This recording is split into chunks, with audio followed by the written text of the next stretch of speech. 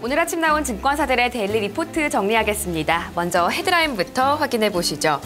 KTB투자증권 22의 서프라이즈에 코스피 지수가 단기 반등을 시도할 걸로 전망했습니다.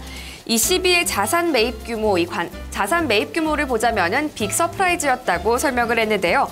글로벌 위험 자산 선호 심리가 강화되면서 코스피 지수도 대형 업종 중심으로 단기 기술적 반등을 시도할 수 있을 거라고 설명을 했습니다. NH투자증권 역시 비슷한 맥락에서 코스피 지수가 20일 이동평균선에서 지지력을 보일 걸로 기대를 했고요.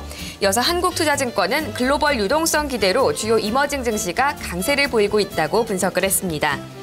신한금융투자는 위험자산 대 안전자산이라는 이야기를 했습니다.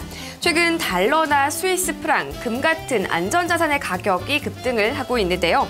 다만 선호 강도는 약해지면서 안전자산 선호 심리의 정점은 지났다라는 분석이었습니다. 위험자산 선호도가 증가한다면 국내 증시도 동반 강세를 보일 수 있을 거라고 전망했습니다. 대신증권입니다. 과도한 국내 경기 우려라는 이야기를 했습니다. 최근 소비 부진에 국내 경기도 둔화를 겪고 있는데요. 1분기에는 담배세 인상 그리고 연말정산 개편의 영향으로 소비 심리가 계속해서 위축이 돼 있겠지만 하지만 2분기부터는 유가 하락과 선진국의 통화 완화 기조를 통해서 소비 여력이 개선될 수 있을 걸로 전망을 했습니다. 삼성증권은 환율은 외국인의 매수를 부르고라는 이야기를 했는데요. 원화 약세 기조가 올해 들어서면서 강세로 다소 돌아서는 모습을 보이고 있습니다.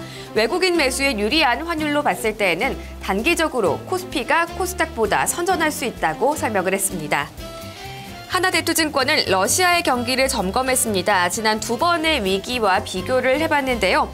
현재 디폴트의 현실성은 낮지만 신용 리스크는 주의해야 한다고 당부했습니다. 마지막으로 KDB 대우증권입니다. 브라질 불안 속에서 찾아보는 긍정적인 기회라는 제목을 제시했습니다. 어제 브라질의 중앙은행이 기준금리를 50베이시스 포인트 인상을 했습니다.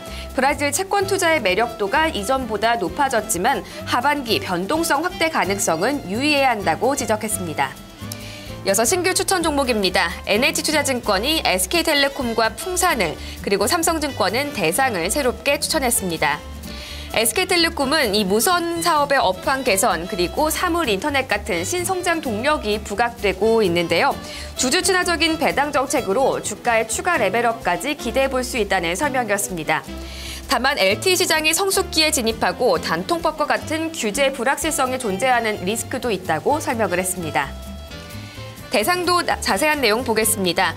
대규모 리뉴얼 효과가 본격적으로 나타날 걸로 전망이 되는데요. 이 청정원 브랜드 교체와 관련한 일회성 비용도 이제 마무리 단계에 접어든 걸로 분석이 됐습니다.